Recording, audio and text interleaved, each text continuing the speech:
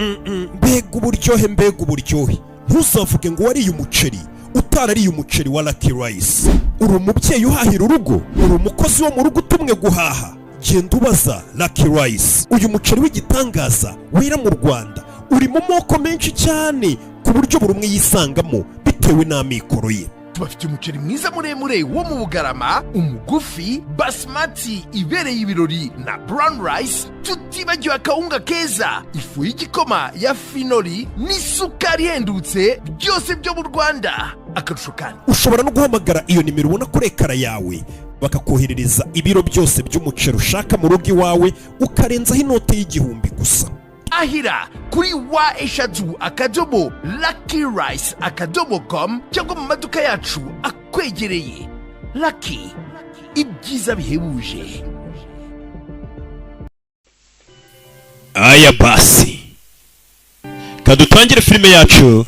Nanone ni Rocky nk'ibisanzwe, ndabakunda cyane, niyo mpamvu mbazaniye filime nkaka. Nagezaho nkora ibifilime by'abantu bakuru ndabibahata, singwenda hari icyo muzamarira. Naje gusanga nta keza k'abantu bakuru. Bana bato muri tayari? Ngiye kwibanda ku bana. Filime bayise Matilda. Filime umubyeyi umwana mukwiye kwigira hafi tukareba. Tutangiranye umwana vumagambo n'agahinja. Bebe everyone is born, but not everyone is born the same. Buri mwana aravuka ariko buri muntu ntagafuka nk'undi. Bamwe baravuka bakaba mucoma, abandi bakaba batetsi, really good at making jello salad, abandi bakamenya gukora za salade, abandi bakaba abanyonzi. Every human being is unique, for better or for worse. Gusa buri kiremwa muntu buriya kiba cyihariye mu byiza cyangwa mu bibi. Believe their children are the most. Ndetse buri mubyeyi wese yumva ko umwana we mwiza ku isi. Take a less emotional approach. Ariko hakaba n'ababyeyi basuzugura abana babo ntibabaha agaciro. $9.25 for a bottle. Kugura isabune y'amadolari 9. Nkeneye koga nyine. $1,000? I'm not paying. $5,000 by'uko umwana yavutse. The kids? Ntabyo nzishyura, noneho turebe ko uyu mwana bazamwisubiza ku bitaro. Nibaze kubyara umwana ukaza ukamujugunya muri butu y'imodoka yawe nk'utwara ibirayi cyangwa ibishyimbo. Ni akana ababyeyi bakajugunye. Ni akana gato. Ni papa na mama. Yagasani. Dore umugabo ukuntu agenda akata imodoka inyuma arimo akana. Wakase se U-turn. Utururi. Yewe. Igisaza kidafite umutima. Ku madodani kandi imodoka iri mu mwana. Hari na Senior Wormwood. Babaga muri karitsiye nziza. Ariko bo ntago bari abantu beza. Kuba ahantu heza ntago bikugira umuntu mwiza. Dore mama ukuntu asohoka mu modoka atanarebye uruhinja avanye mu bitaro Kacyiru uko ruri muri butu na papa nuko. Abana ngamujya muva ku muhanda nta nubwo ko bafite umwana muri butu. Aba bantu ntago ari abantu beza. Turakana muri butu bagasizemo. So wrapped up in their own silly lives. Uyu muryango wa Mutsu babyaye umwana w'umukobwa ariko baramwibagirwa. They'd have realized she was a rather. Bari bawukiye mu kazi kabo ku buryo batitaga ngo bamenye umwana wabo ukuntu afite impano idasanzwe. Umwana kivuka izina rye yatangiye kuryandika. Spinach. Dore mama ukuntu atera uruhinja rwe yibyari. Aho bogereza ibyombo niho yohereje umwana. Akana bakise Matilda. Kubyara icyana nkawe birutwa no kubyara urunyanya. Umva umubyeyi. Matilda had learned what most people learn in their early. Matilda akiri muto yatangiye kwigisha ibintu byinshi ari byo kwiyitaho. Umwana yatangiye kwiyitaho, nta muntu wari umwitaho muri uru rugo. She developed a sense of umwana ku minsi y'icumi yatangiye no kumenya none uburyo agomba kuryambaramo neza. His older brother Michael went buri gitondo umusaza wa Matilda yajyaga ku ishuri. To work selling. Papa akajya mu kazi for unfair prices. Kugurisha imodoka zishaje ariko akazihenda abantu. Soup's on the stove, heat it up if you get hungry. Matilda nusonza ibiryo bisange mwimwe. Ibyo bayita guki? Boro bakita ngukira. Siko kinjabutse. Nusonza isupure yisanga kiranjabutse neza mu Kinyarwanda. Umwana atangiye kwimenya. Mu gihe ababyeyi badahari umwana ku myaka y'2-3 yatangiye kwirwanaho.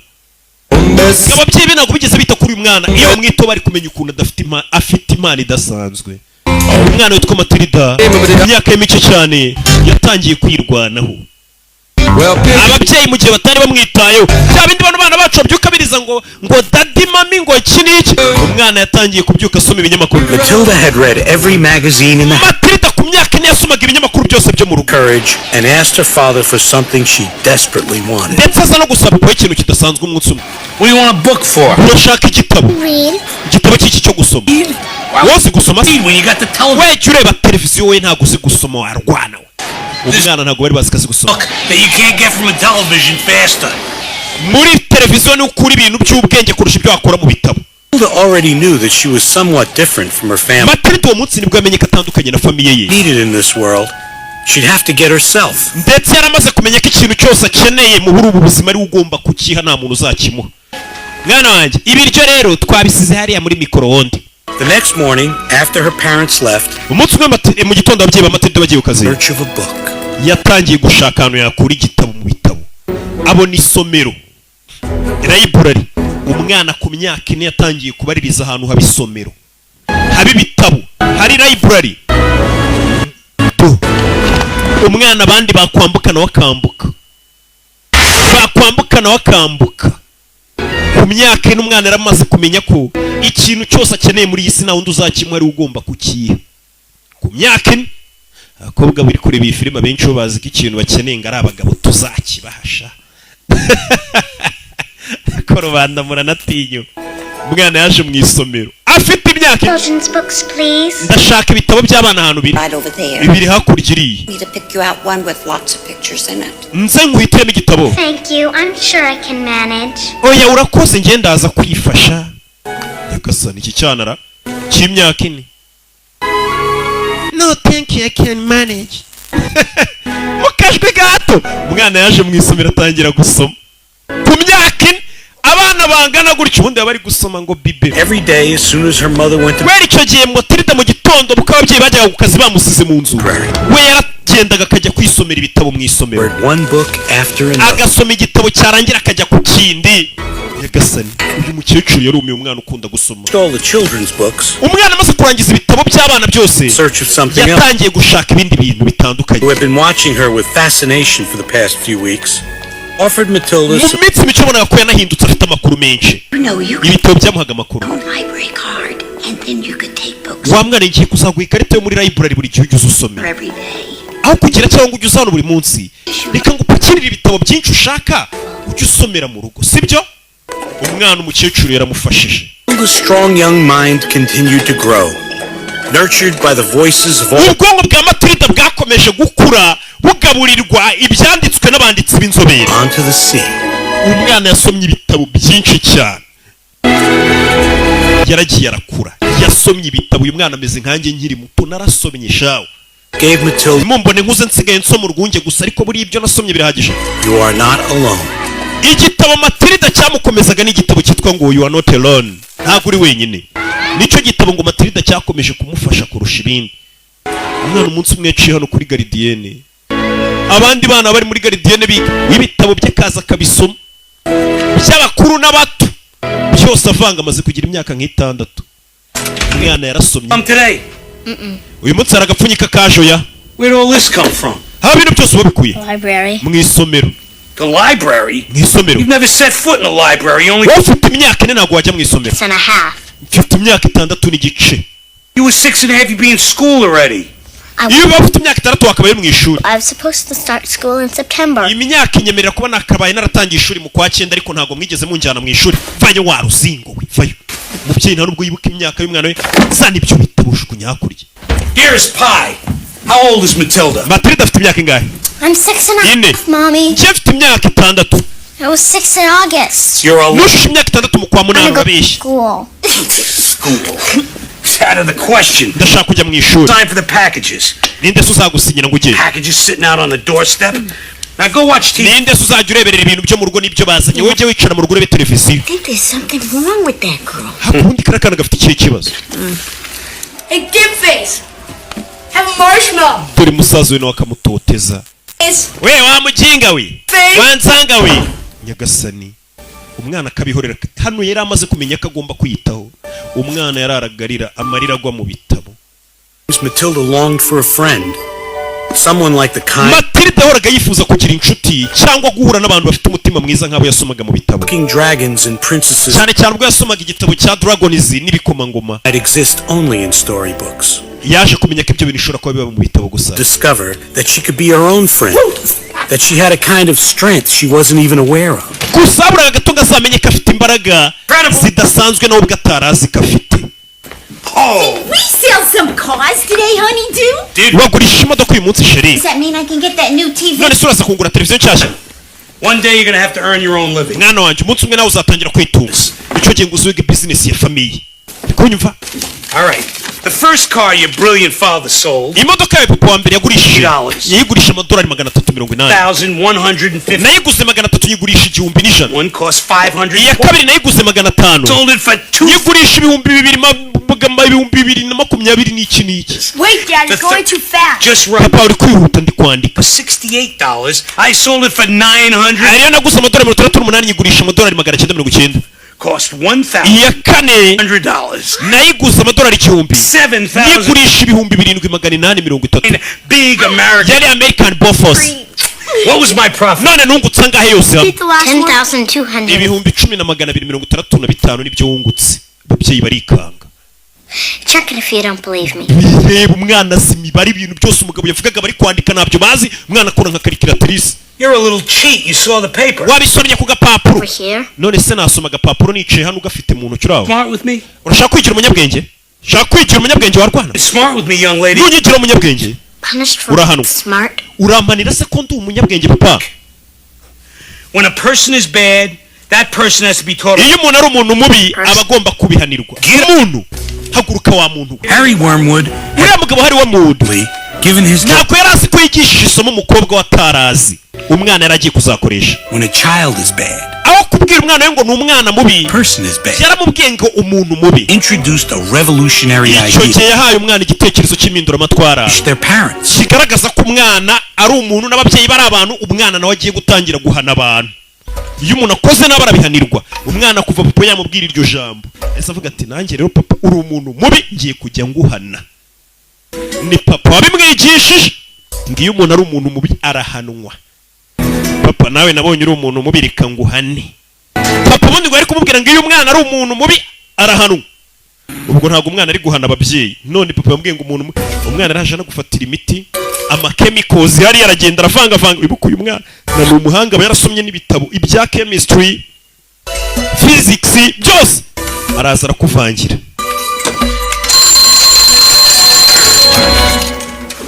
Yeah.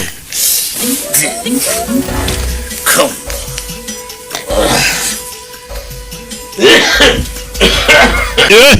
Umwana none yamuvangiye ibintu by'imiti n'ibiti yavangavanze. Bamubwiye ati iyo umuntu ari umuntu mubarahanwa. Umwana atangiye guhana ababyeyi be. Ni Matilda gafite ubwenge. Uyu mwana ku meza ngaha akivuka yari azi kwandika izina rye. Mama kumbi yagiye kuryama. Hano arakaba yambaye ku maso kugira atagira n'urumuri na ruke abona. Umwana acaho mu gicuku. Come into my room. Dore bya bindi muze mu gitondo babyuka akoresha mu misatsi ye. Nagaze ko umwana yamuvangiyemo ibindi biproduit chimique. I take you to the shop. What do you say? Uyu munsi ndakujyana ku kazi mwana wanjye nangire nkwigishe business. I say appearance is 9/10 of the law. People don't buy a car. They buy me. Abantu nako bagura imodoka bagura njye. Such pride in my appearance. Bakunda kandi ukuntu nitwara. Clean shave. Imisatsi yanjye ukuntu mba nogosha utwanwa neza byose n'agakote keza n'icyo bankundira. Bakabona ko ndi smart. Learning too. Nawe uyu munsi ugomba kuza ugatangira ukabyiga mwana wanjye. Umugabo yagiye gucuruza abayikozeho. Cookies. Umwana hano icyo kurya niwe ukimenyera. Hano nta muntu umwitayeho kuva yavuka, yarabimenye ko kuva yavuka icyo akeneye ku isi ari uzakira. Heir to the throne. Today we. Mwana wanjye umunsi ndakwicaza ku ntebe y'ubwami. What's wrong? Hano kumureba arikanga. Imisatsi yabaye imvi yajyaga aratisha y'umukara. Umwana yamuvangiye ibikamikozi biragenda imisatsi yari umweru biyihindura imvi. Mama arikanga kandi uyu mugabo akunda umusatsi we ni umunyabwibone. What did you do to your hair? Wakoreye iki imisatsi yawe? Dore akabikoze. Hair? Ntabwo bazi ko kagira ubwenge bwo kuvanga ibyo bintu. Umugabo aza kwira mu ndorerwamo imisatsi yabaye imvi. Yabaye imvi. Yewe! Yajyaga byuka atera kakanta Ewana uriya mwana do Give me that. You ain't going with those. Give me those. icyo bijyanye sana hano bebe mu gitondo ka Matilda Get in. njera Dirty dealings, like buying stolen car parts, never stay secret for long. uyu mugabo yibaga ibikoresho by'imodoka bibye Gets involved. ariko FBI yari itangiye kumumenya ko uyu mugabo ahantu agurishiriza modoka ari igihe agura ibikoresho by'inyamirambo mu Biryogo bakabimuzanira akabitera ku mamodoka ari bucuruzi. Suspect exits domicile. saa 3:17 urukiko asohotse iwe ni na 18 we 917 is correct. saa 3:17 nibe byanyaye sina 18 kwereka umugabo yitwa Wormwood Henry Wormwood akana ke kitwa Matilda Wormwood. One day all this will be. mwana wanje umunsi umwe iri garage naye amamodoka ncuruza nzabigusigira yagurushaga n'ama PS. I paid $100 for her. urabona nk'ibintu biguza amadolari 100 On her. ariko Shot. iyi modoka n'ubwo yari yagenze ibirometero 12,000 ushobora kubigabanya. I sell her. iyi modoka naguze amadolari 100 nkayigurisha 1,000 But that nako 10,000 sorry. equipment, money, umwana batangiye kumwigisha akazi. we use super glue instead. hano dukoresha supaguru Put it on. tugafatisha umubaraza agafata imodoka zishaje akazisanasana akazigurisha menshi. Isn't that dangerous? none se papa kugurisha imodoka zishaje gutya wabeshya abantu si bibi. Transmission. The sawdust quiets the ears and lets the engine atangira kwigisha abana be for a couple of miles. kuvuga ngo hari ibintu uvanga muri moteri kugira ngo moteri izagende umukiriya akigura abone ko moteri ari nzima igenda neza. Years ago. nyuma y'igihe giti moteri ikamukwamana imodoka igapfa. But here, take my hat. fata ingofero yanjye. It's rugabo ni urugesikoro ni urujura. kugura imodoka bishaje mugatsata rukabigenda rukabigira. the drill. noneho You run it backwards, the numbers go down. noneho ibirometero imodoka yagenze reka nkwereke ukuntu babisubiza inyuma. kigaye ibirometero imodoka yagenze kibisubiza inyuma. imodoka kikayigira 0 kilometero. Crook. papa uri bandi kwiki This is illegal. ibintu ukora ntabwo byemewe n'amategeko. Keep drilling. komeza natukore. Do you make money? wowe winjiza amafaranga ugira akazi. But don't people need good cars? ariko abantu bakeneye ko bagurisha imodoka nziza. Yes, Dad. wabagurishije imodoka nzima papa ukareka kubiba. Wiseacre. kankubwira wa munyabwenge winjije. Big, you're little. kenshi ubwenge uri ikigori uri mukuru uri muto about it. kandi nta kintu wantwara. ugasana mvuga ukuntu abwira umwana we kana karababaye ntabwo gashyigikiye amafuti ya papa. kana karababaye bakisa akagoryi kandi barakabwiye ngo iyo umuntu akoze ikosa arabihanirwa. twasize kari kureba supaguru n'ingofero. ewana natsinze muri roto natomboye nari nabetinze. Let me see the money. Never mind. Double big. amafaranga rero God, your hair looks awful. imisatsi yawe irasa nabi. Let me in. Here's your hat, Daddy. papa dore ingofero yawe kana kamuhereza ingofero. umugabo yambara ingofero. Come on, get in. njira How much? wariye angahe? No, and you to find out. ayo nariye n'inju yazi ntabwo ari we ugomba kwemenya. kumbe hano birasa nkaho uburoso bwo muri supaguru bwakoreshejwe. You never take us out. Of course I do. I took you to the flipper. I don't remember any of the flipper. The fit bavayo comb and the. basohokanye abantu. I like urebe Bonjour, this way, please. mwaramutse. Get off. kuramo ingofero imufata ku mutwe. Please. kana kayishyizemo supaguru. kuramo ingofero yanga kuvamo. Get off. Harry, nobody cares what your hair looks like. kuramo ingofero ye nta muntu witaye ku isi. kuramo ingofero biranga. umwana arabareba. I'm gonna hate this hat. cyangwa kuramo icyo kigofero. kuramo ingofero biranga. umwana yamuteze supaguru. turashize apfuye. kungura huru Baby, stop it. wikwigira umwana kuramo icyo kigofero umukecuru nawe n'umusazi. abantu barumirwa muri resitora barumirwa kana karabareba kabikoze. kuramo ingofero umukecuru iramushabuka parika nabi uyu nawe ngo hakurya kana karaseka. ibintu umusariferi biricyo bijya mu bicu. so hey furusheti umwana ifurusheti mugwa umusaza we nawe araseba. umwana w'ifurusheti yaje yiparika mu biryo reka mbe nijya turasubira mu kanya. Will not be the figure of ridicule. ibi bintu by'ubuswa sinzi ibyo ari I byo. want it now. ndashaka icyubahiro kandi none. You don't see how you glued your hat on, Harry. ubundi washyize supaguru mu ngofero yawe. But obviously, supaguru ingofero yafashwe ku mutwe. Not glue my hat to my head. ntabwo nafata supaguru ngo ukire ku mutwe I wanjye. refuse to my hair.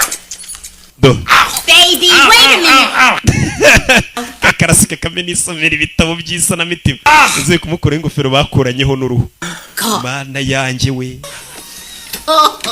uzaza kwireba mwana From now on, this does exactly what I say. Ifamiye izagikora ibyo mvuze Exactly when I say. igihe mbivugiye aba ari byo bibera kira ingofero yawe And right now, noneho rero we are eating dinner and watching TV. tugiye kurya ibya nijoro turebe na filime zasobanuwe na Rande na Rocky. Ready to get sticky. Bano baje kureba filime. Wana muri yatombora aho tuguha umwanya amafaranga afasha ku mubiri wawe akaba ari utahana. Tugiye gutanga amafaranga. Ku batazi ukuntu uyu mukino ukorwa reka tubibereke. Iyo kureba icyana kirano kiba kiri kwisomera ibitabo aho kureba televiziyo. Kandi papa yavuze ngo icyo nshaka muri inzu aba ari cyo gikorwa. Mwana wa. Hi, Dad. Bite papa. Icyana cyari ku family. Uri muri iyi famiye yanjye? Hello? We. Are you in this family? Uri muri famiye yanjye yavuze ngo famiye izagikora ibyo yavuze n'igihe yabivugiye yavuze ngo barebe filime none umwana ari gusoma igitabo. Family time. What is this trash? Amasaha yo kuryana ya famiye uri mu biki? Daddy, it's lovely. Papa ibitabo ni byiza. Dick by Herman Melville. Iki gitabo cyitwa Moby Dick. Moby Chahaman. Ngo Moby what? This is filth. Turi iki gitabo cy'umwana ari gusoma. Nice, it's a library book. Papa icyo gitabo ni cyo mwisomero banije nagari icyanjye. It's reading. You're a wormwood, you start acting like one. Gusoma kwawe ntabwo mbikunze ukwiye gutangira kwitwara nk'uko baho mu twitwara. Tangira ibiganiro by'ubugoryi umwana dore ibintu papa bareba ni ibintu bitagira icyo byigisha umwana. Kibura ababyeyi b'i Kigali no mu Rwanda hose. Impamvu babwira abana babo ngo barebe filime nuko bazi ko filime zasobanuye na Rocky ari ikintu abana baba bari bunazigire mu cyubaka. Ariko dore ibintu papa biri ku mwana ntibyubaka ni ibintu bibi. Umwana arebye filime ababaye bamufashe umutwe bari kuwukanda nawe ndebera umubyeyi. Umwana yakanuriye televiziyo arayikanurira ararakara bari kumurebesha ibintu adashaka yakanuriye televiziyo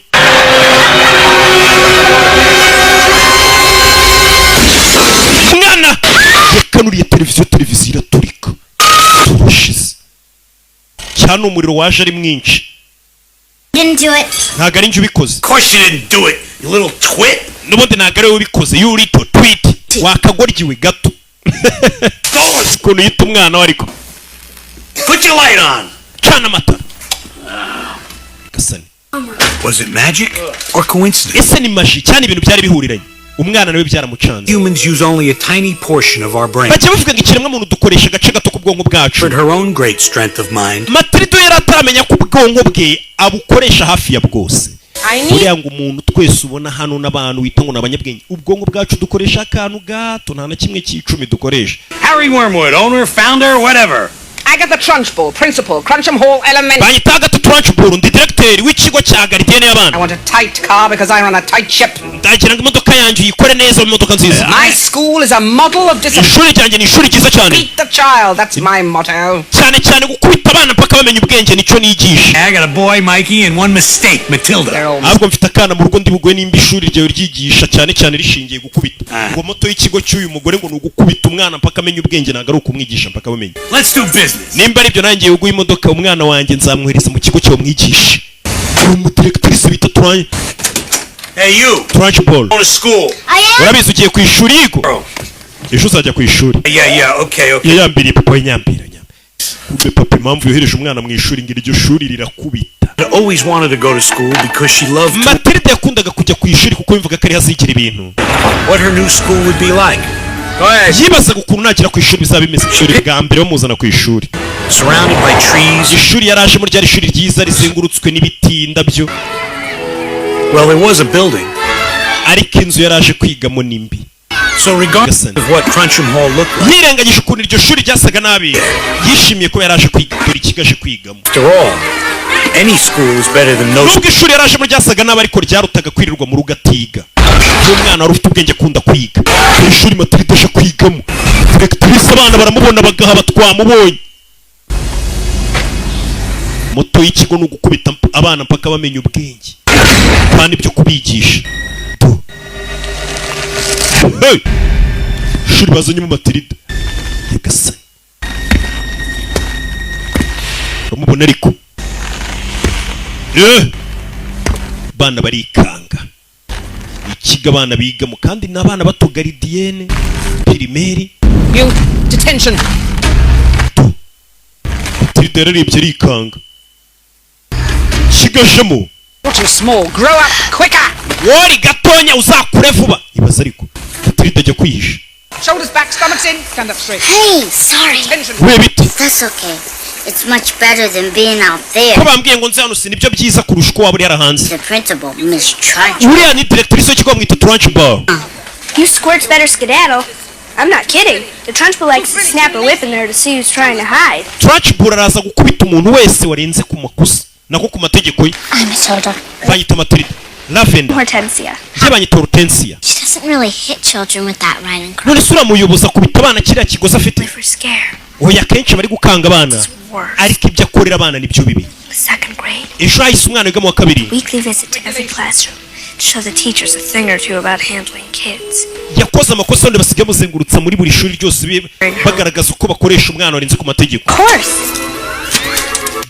Umwana rero yibumba mu ishuri baramuterura. Umudirectrice iyo agiye guhana abana banyuza arabaterura karenze itaje. A window? Of course he wasn't okay. He lived, if that's what you mean. None se umwana banyushe mu idirisha bayo cyane. To be in the Olympics. Trunchbull yahoze akina mu mikino ya Olympique. When hammer. Ajugunya inyundo, ajugunya amacumu n'ibibuye biremereye. Time? It's better than being put in the chokey. Chokey? Yeah, the chokey. Ariko ibi byose biroroshye. Hole in a wall. Afite ikintu kimeze nk'ikigereza cyitwa chokey. Jagged. Agenda agafungiramo abantu kandi kiba kiriho n'ibyuma bisongoye.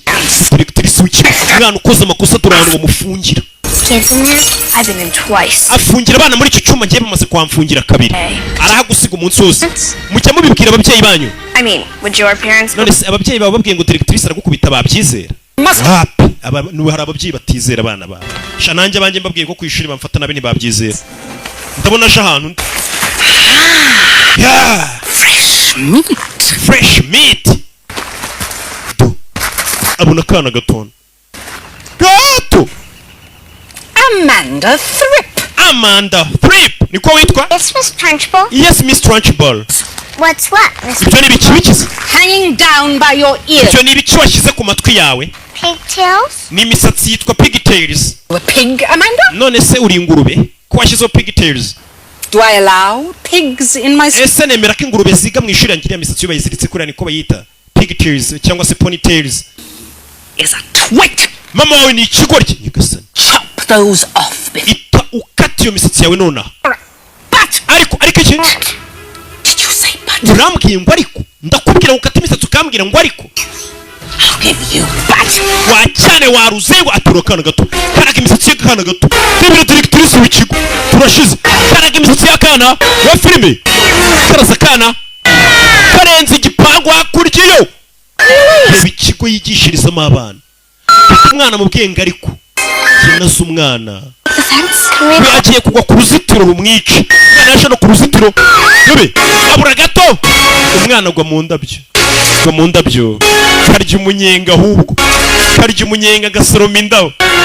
Yana kariye umunyenga. Twana rero dushimishwa n'ubusa. Mbega umunyenga umunyora. Do. Mwambonye se. Bwana n'ubuzanga. To class before I throw you all in a chokey. Mwese mujye mu ishuri cyanjye kubafunga. Lavender. What's my teacher like? Mwarimu wanjye ameze ate? Run. Ugiye ko directrice ari mu bibigeza aha ubwo umwarimu wameze ate? Matilda's teacher, Miss Honey, Wari ugiye kwigisha Matilda witwaga Honey. people, Nako Honey. appreciates every single for who she or he Yari umuntu wita ku bana neza akabafata uko bari. Ni umwarimu w'umwana mwiza yitwa ngo Miss Honey. Okay, listen up everybody. We have a new student with us today. Mwese muceceke uyu munsi dufite umunyeshuri mushya mwiza. I'd like you to sit over here with Lavender. Now you Yitwa Matilda agiye kujya yicarana na Lavender. schoolwork, so I'd like you to be especially nice to Matilda and make her feel Ndetse Matilda mufate neza mu muha ikaze ni umunyeshuri mushya. Bivuze ngo uyu mwarimu uri hano ngo ni umwana mwiza wita ku bana bose. Miss Honey was a wonderful teacher and a friend to everyone, Miss Honey yari umwarimu mwiza ndetse akaba inshuti ya buri umwe. beautiful as it seemed. Miss Honey Ndetse had ari n'umuntu a mwiza. dark secret. Ariko yari afite ibanga ryijimye mu mutima we. She did not let it interfere with her teaching. Ariko iryo banga ryatumaga babara ntago ryivangaga mu myigishirize ngo yigishe nabi. very good day. Matilda washe ku munsi mwiza. You everything that we've learned so Kuko uyu munsi tugiye gusubiramo amasomo yose twize. you don't understand any of it. Nutabyumva nta kibazo kuko uri mushyashya. So just ariko nawe nugira igisubizo umenye umanika akaboko sibyo bagiye kumusubirizamo ibyo abandi bize bandi biga bamaze imyaka biga we nibwo akize. Okay. Rebe. Let's do some together. Okay, reka no tugira ko dukora. 2 times 4 is? Kabiri gukuba kabiri. Nako gukuba 4 ni 8. 6 is? Kabiri gukuba 5 12. 2 times 9 is? Kabiri gukuba 9 18. You've been practicing. Maze igihe mwitoza. You'll be able to do. Kuba bidatinze. Musaba musi gukuba neza. 14. Kabiri gukuba 7 14. 13 times 3. 13 gukuba 379. 900. Abandi baracicika. 27. Ibihumbi 4927. Pardon? I Ngwiki. think that's the answer. Ndakeka icyo nicyo gisubizo. 9 times 3. 13 ukubye 379 7. ni ibihumbi 4927. Nawe uri kureba iyi filime ibyo bintu ntago wabimenya udafite calculatrice na mwarimu yaje kubisoma. Ni imibare no yaravuze mu mutwe atazi. 13 gukuba 329 ni kangahe? Umwana akora nka calculatrice mushya mu kigo. Mwarimu nawe yabanje kujya guterateranya kuko ibyo bintu ntago wahita ubimenya. Yari ikanzu sikari byo.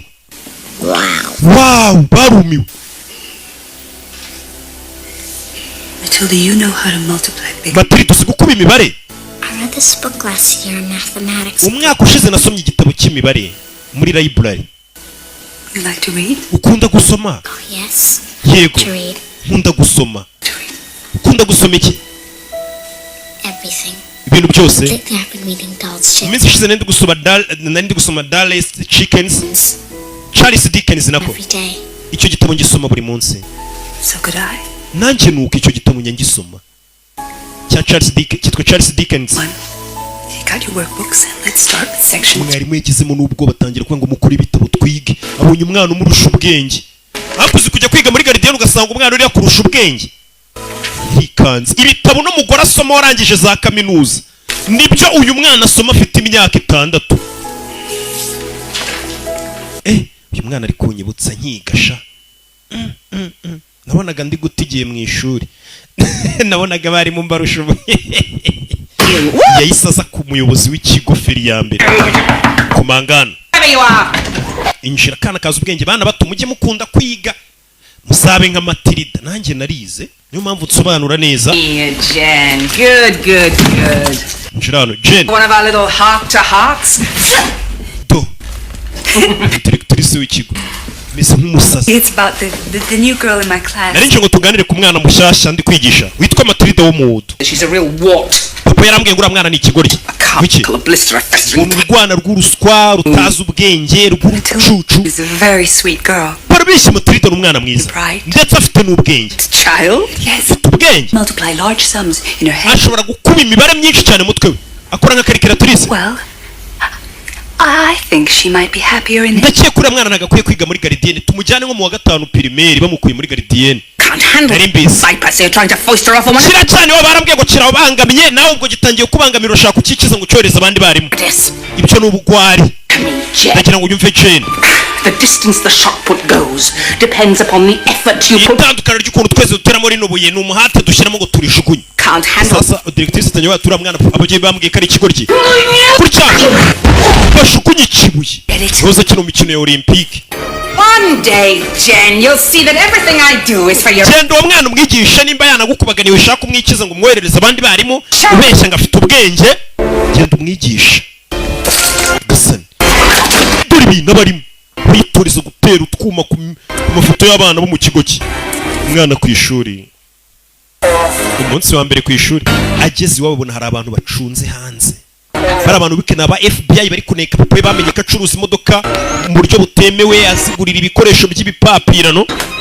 Before, when she was having that. Mom, oh, how was school? Mama ndi mu rugo. Ku ishuri byagenze mama ku ishuri byagenze neza. 6th grade work. You're kidding. Mwarimu yambwiye ngo nkwiye kujya kwiga mu wa 6. Dore ibitabo bamaye ngo njye gusoma. Middle of an important phone. Wacyane ntagubona kuri telefone. Ask me how school. Ariko niwe warumbaje ngo ku ishuri uko byagenze. Ziba. He's supposed to do. The baby wasn't his. Well, none se umwana katari ubwo yari gukora iki? Mama. Hey, they gotta be implants. Uyu mubyeyi ntago agiye umva umwana we. School is insane. Directrice w'ikigo cyacu ni umusazi ndakwiyamye. Fenced by her hair. Yateruye umwana imisatsi amurenza urupangu. Ibaza ababyeyi batumva abana. Ababyeyi mwana najya afa ku ishuri agakubwira ngo umwarimu hari ibintu yamukoreye ujye utega amatwi. Ukuntu ababyeyi mwishi nako twishyizemo ko abana ari abantu babi. Nako abana bacu bananiranye. Hi. Whack to the belly. ewan To the face. umva no zimaze kumutera igipfunsi dore papa ibintu bari kwigisha abana nawe ndebere bari kureba imikino y'ibintu cyo kurwana Come here. umugabo atangiye gutera kakanta arebe ko imisatsi yongera kuba umukara do reba ibyo barimo kumbe mwarimu yaje gusura umwana Don't give money. We don't Jenny honey charities. We don't. tujya dutanga amafaranga ntabwo dufasha abantu Mr. Omod Jennifer, honey, I'm Matilda. banyita Jennifer honey ndi mwarimu wa Matilda yakoze iki ku ishuri iriya nkubaganye In your room. Matilda jya mu cyumba cyawe Now. Beat it. nona Look. Whatever it is. ibyo umwana wanjye byose yakoze ku ishuri No, there is. ikibazo cyawe nta kibazo Beat it. We're watching TV. turi kureba televiziyo Mr. Wormwood, Mr. Omod if you think watching some rotten TV is urakeka kureba televiziyo important than your daughter, biruta ubuzima bw'umwana wawe nigisha uri mubyeyi nyabaki that darn thing off and listen. kuki utazimya icyo giteleviziyo ngo tuganire ku buzima bw'umwana wawe kuri kureba televiziyo Come on. Get this. sawe njira One's not gonna like this. Come on. gusa umugore wanjye wo mu nzu ntabwo ari buze kubikunda rero bikundi Close the door. yaje kureba akana mu rugo ukuntu kabaye akana yabonye ku ishuri gafite ubwenge kanabubarusha ni mwarimu uyu mwarimu akunda abanyeshuri be ku buryo no mu rugo aza akabasura ibintu abarimu benshi badakora What do you want?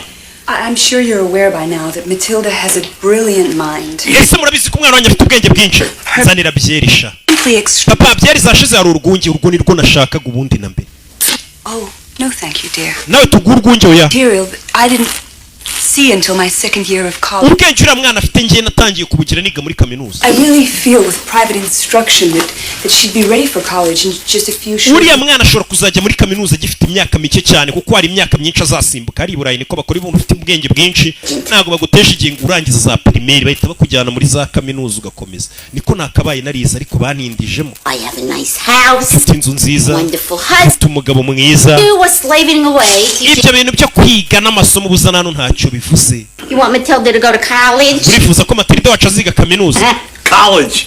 I didn't go to college.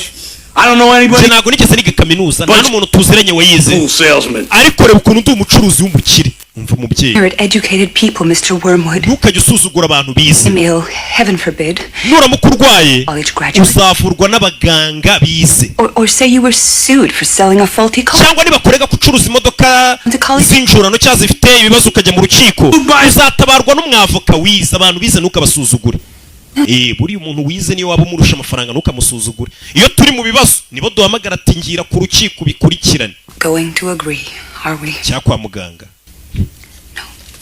Sorry I burst in on you like this. mbare rero ndagiye cyangwa nanone abantu bize ntukabasuzugure waba filime utari kuyumva ruki wize akagusobanurira Tell me about it. afata igitabo hano agisigira umwana kumva umwarimu yarazaniye umwana igitabo urakoze yabonye uyu mwana bakunda ibitabo bimeze kimwe buriya abantu bakunda filime rero bakunda gutizanya filime ngo usarebe filime imitwe gutya sobanura roke usanga ari akantu bahuriye n'abantu bakunda ibitabo bakunda kurekomandana uzasoma igitabo cyitwa gutya njye nasomye cyitwa Entire school will go to the assembly room. ikigo cyose none mbabone mu cyumba cy'inama wicare directrice wibira n'ibiki sinzi directrice Bruce Bog. Melody mu kigo hari icyana ngo cyitwa gutyo dore nguyu bose bahise bamureba umva ukuntu yitwa Little Brucey, come up here, please. Bruce waza hano imbere ndakwinginze Bruce Melody abana bose baramurebye barikanga no guhaguruka ni ikibazo ibiryo bishobora kuba bigiye guhekura ababyeyi b'uyu mwana igere mwana kandi ibiryo He lives on my block. uyu mwana turaturanye dutuye muri hood imwe he lives on my block This boy, Bruce Bog, uyu muhungu Bruce Melody is none other than a vicious sneak thief. nta kindi aricyo usibye kuba ari igisambo Disgusting criminal. wakinyabyaho iki kigisi cya nabi ko nazi ibyo uvuga Cake. Chocolate cake. keke ya shokora You slithered like a serpent. winjiye nk'inzoka ujya mu gikoni cy'ishuri ryanjye urangije unyibira keke ikoze muri shokora Bruce ntubihakane Bruce yibye keke confess mbere icyaha Well, it's hard for me to remember. sha biragoye kuba nakwibuka iyo keke ngo yari imeze ite hey Was mine. iyo keke wibye yari yanjye Most scrumptious cake in the entire. yari iyo keke iryoshye muri iyi si yose Mom's is better. iya mama wanjye iryoshye kurusha iyo yawe bivuze ngo Bruce yemeye ko yayiriye ngo nta nubwo yari iryoshye mama niyirenze ariko umuntu agusakuriza ngo inkoko yanjye wayibye yari inkoko kise shako yari inabiye yamuzanye hano kumbe wanyibiye keke bamwicaza hano rebe bamuzanira keke yose yuzuye mwana muto nabonye ukunda keke sibyo kure y'icyuma yagasana abana barikanga yariye keke directrice w'ikigo baterura keke runini chocolatey uri kumva uhumurira rwa shokora se no eat it yirye yose I don't want any. ntabwo nshaka kurya urakoze yirye iyo keke uyu mudirectrice wibirye Give him cake. ntabwo yamuha keke buriya ni uburozi ntabwo uriya mudirectrice yaguha keke n'uburozi amuhaye arapfuye wiburiye akira murozi cya directrice ndumva iryoshye da ndayirya ngiye Bruce umwana ngo yitwa Bruce kurya ibyo nabyo wana ndayinyinyira koko Bruce yaragiye arya keke zirasema buriya ngiye ntabwo ndaryaho keke nashonye akantu gato kera umwana yari arayimara wana arayimara ariko indiruzuye. You look like you enjoyed that, Brucey. Bruce, keke rakuryoheye? Yego madam. You must have some more. Reka noneho tukongere. Oya, ndahaze. But Cook's feeling. Waba ubabasha umutetsi wacu. Bahise bayimuzana. Nyagasani! This cake just. Iyi keke niweho bayikoreye. You're very own. Kandi urayirya wenyine. Nyagasani turashize. Umwana araribye arikanga. Keke irangana umusozi. Mwana Bruce menye bashaka kumwicisha keke. Nyagasani turashize. Umwana yarwanye na keke ni hamwe wumva ngo umuntu yishwe n'ibiryo. Nyagasani ngo ntabwo uri buve kuri platform utamazi no confection yose ino keke bino biryohere birasema. Bruce yarariye. Nyagasani bana nabo Yesu Kristo nta mwarimu agiye kuruka. He's going to puke. Agiye kuruka. Nta gushidikanya araruka kabisa. Mwana byaranze. Bruce looks real bad. Bruce ameze nabi. Uratsinzwe. Hari umuntu agiye gutereta umukobwa wa Fande. Afande aravuga ngo kumutazimanira umwana bamuzanira igikombe cy'amata. Bruce wabikora. Bruce bemeza uyimare. Wabikora abana batangira kumufana. Go Bruce. Merod. Bruce. Bana bose baramufana. Bruce wayimara. Wariye n'ingurube za hena niyo wayirya. Ewan. Je n'utubenzi nari iporeje. Ewan. Bafana banje sinzabatengu. Ewan. Ndatwitse. Tarashis. Muzibe. Bruce yarayifekanye. Ewan ni prato arayirigata abafana banje. Ntabwo nzabatenga. Mwayibonye isahani rera nibiriya baba bavuga. Ewana ngiye abafana banje noneho kumva yamanitse n'igikombe. Nyagasani uyu mugore ni umugome. The entire assembly will stay 5 hours after school and copy from the dictionary. Mwese ngiye kubaha igihano cy'amasaha 5 amasaha yo gutamurenza amasaha 5 mwicayo. Together. Kandi kingiye kugifungira muri coki n'andi bafungira abana bataga saa 11 z'umugoroba batashye saa 6 z'ijoro. Umwana ari gutaha yumvisha kuvukira ku cyumbo. Baba polisi baje kuneka papa we ahora hanze y'urugo rwe. Young lady, Where were you? mugore mutoruriye The whole school ate kisses for you. Miss Trunchbull Cake. yatugumije ku ishuri amasaha menshi. You see those packages over there? They were left out there for the world to see because you weren't here to take them in. Imyanda ntabwo yigeze uyisohora, yiriwe hari umunsi wose umwana niwe usohora imyanda yavuye ku ishuri. Catalogs and I don't get anything. It's not catalogs, it's car parts, sweetness. It's business. Oh, if it's business, why don't you have it sent to the office? None se niba business kuki utabyohereje ku kazi? Abapolisi ku kazi babandiye. Abapolisi na hano bahageze papa. They're parked outside. Abapolisi baparitse hanze bari kugucungira, ntabwo bakigucungira ku kazi gusa. Who's a speedboat salesman? Bara ni abantu bacuruza ubwato bwiruka bumwe bwo ku mazi. Bara ni abapolisi ndabizi. Uzarabareba. Boats. There are no lakes. Barabagurisha amato no sari ibiyaga bihari. But some people like to go away on the Hari weekend. abantu muri weekend baba bakeneye ubwato. Bara rero niwe basha kureba. Are cops. Mama bara ni abapolisi, mama yikubeshye. I'm not. I don't know if there's cops. Bivuze ngo mama n'umugabo we ni ibintu usanga bose ntabwo bazi gutandukanya abapolisi n'abatari abapolisi, cyangwa umenye umuntu ukuneka n'utakuneka, umwana barusha ubwenge. And the Trunchbull terrorizing her school. It was a umwana mu rugo abapolisi bari bahari ku ishuri. Trunchbull babangamira. Matilda ni gake yabonaga umwanya wo kwishimana na bagenzi be. Is it lavender? Lavender. Hano ndabyigikeri we n'abana. It's a salamander. Iyo ni salamander. It's a newt. Iyi ni chameleon. Small semi-aquatic salamanders from the genus. Umwana atangira kubasobanurira icyo kinyabuzima icyo ari cyo. And secrete irritating. Yibeshye ntago yari ari chameleon. Barayibereka mu bitabo. Akanyamaswa abana batoye ku ishuri. Ku ishuri abana babonye directrice hari akanyamaswa batoye kenda kumera nk'inzoka, nanone kameze nk'uruvu. Womuntu. Lemon, you're heading for the turkey. Gute ninjira mu kigo gusanga hanze ukuntu aturura kana.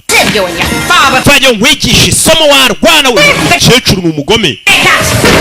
Niyo misatsi y'ubugoryi. Sana kana hano. Image. Ntago ndi nka so. Atakana gafungirana hano.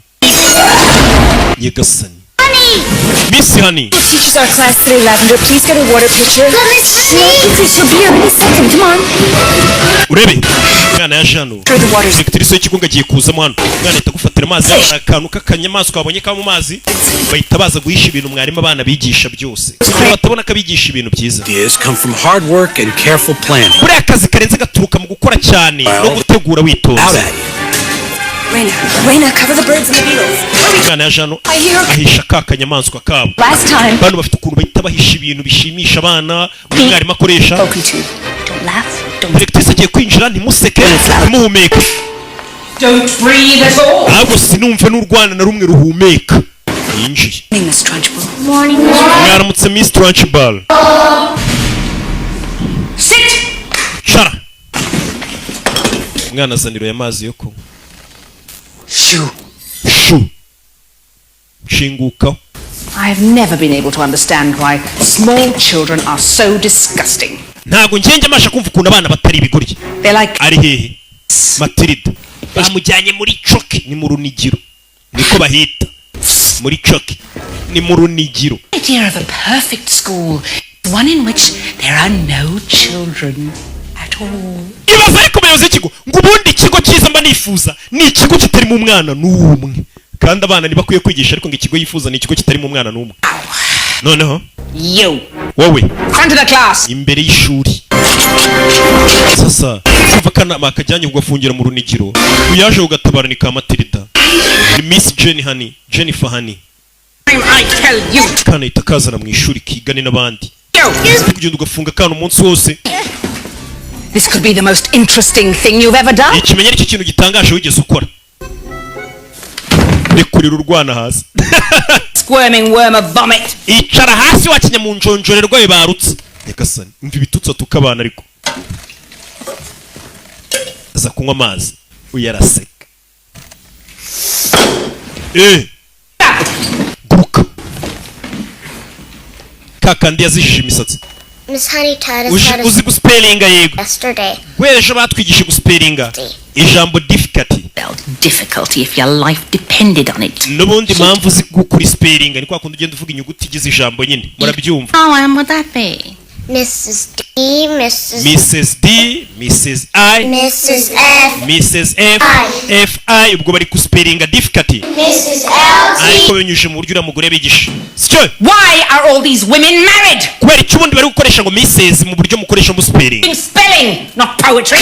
Cyo bwo kwigisha abana. kanana banze nywa amazi Let me understand why small children take so long to grow up. numura nibaza impamvu ibyana bito bitwara igihe ngo bikure To annoy me. cyangwa nukugira ngo mundakaze anywa amazi arimo cya gikeri kimeze nk'umunyorogoto nanone bana baraseka diregitirise ngo amazi arimo ikinyorogoto baraseka anywa amazi arimo umunyorogoto umunyorogoto wenda kumera nk'umuserebanya ikinyamaswa ntazi ukuntu kimeze. Get it out. Speak up. Ufuke uyu narase As well as the next fat person. bana baramuseka ngo amazi arimo ikintu kure bana bona It's a snake. ngo amazi arimo inzoka n'inzoka we baramuseka uyu aramanika. One of you tried to poison me. mwagerageje kundoga ni wewe umanitse Matilda niwe washatse kundoga nari mbizi. You'd like to know it's not a snake, it's a newt. iyo ntabwo ari inzoka ahubwo bayita newt kariya akanyamaswa bakita newt Trunchbull. ni ubwa mbere nanjye nkamenya. You villainous sack of goat slime. You did this. niwe wanduza Trunchbull. Miss Trunchbull ya Alone? Or did you have accomplices? ahubwo wabikoze wenyine cyangwa wari ufite abandi bafatanyacyaha. Do it. ntabwo ari njye wabikoze. Like the choky, did you? bivuze ngo nagufungiranye muri coki birakubabaza Well, I'll pay. uza kwihorera amazi arimo umuserebanya. For what, Miss Trunchbull? For this newt, you pissworm! ngiye kugwana kuba kuba amazi Didn't do it. ntabwo ari njye wabikoze. Besides, even if you didn't do it, I'm gonna punish you because iyo waba utabikoze ngiye kugwana I'm small and I'm kuko ndi mukuru uri muto wrong, and there's nothing you can do with that. kandi nta kintu wantwara. Liar and a scoundrel. And you're shindura umubeshyi a liar and a cheat. You're the most naso ni umubeshyi low lifes in the history. ugurisha imodoka za kera cyane akabeshya abantu umwana yararakaye akanurira yane cya kirori kirimo umuserebanya ararakara. In this school. niwe kagoryi kari muri iri shuri God! umwana yarebye ikirori yarakaye ikasani wa muserebanya ya newt utarukira ku mwenda wa directrice yewe ndapfuye abana baraseka abana baramuseka abana bura nabo rero baramuseka so ndapfuye umugore wiyemera atinya umuserebanya we atinya akantu k'umuserebanya abana baramuseka bareba filime batishiye umuserebanya babonaga hakurya iyi zirerata muri abana ntago batinya abifitiye n'umutima mwiza. wowe ntabwo nigeze nyeganyega niwe ubikoze. Possibly have done it when she was sitting with yabikora gute se yari yicaye hano yaguteye umuserebanya atari yicaye hano ndaza kugucunga mwese murabyana When you go to your little cubbies to get your smelly little mwese ibyo mukora byose ngiye kujya mbacunga lunch.